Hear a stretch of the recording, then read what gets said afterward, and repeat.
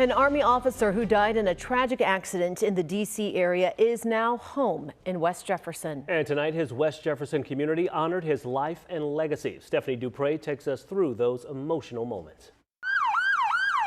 A motorcade of red, white, and blue slowly processed down Main Street in West Jefferson Wednesday night.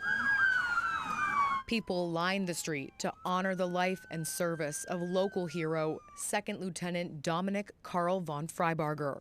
The U.S. Army, West Jefferson Police, and other Central Ohio agencies escorted him home.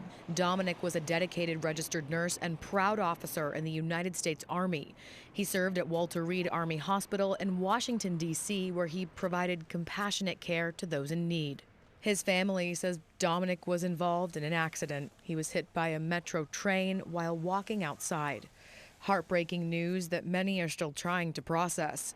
Community members sharing a message to the Frybarger family. We're all here to honor his memory, and we thank you for his service. And I'm gonna break. No, it's emotional. Yeah. So thank you for allowing your son to be a part of this country's history.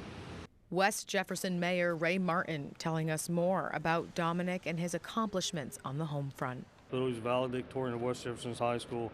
He's a hometown hero whether or not he's in the military. We have a lot of people like that in our community. His father's a great man. His parents are wonderful people. Sister was a valedictorian. These are tragedies that happen that we just hate to see. On your side, I'm Stephanie Dupre reporting.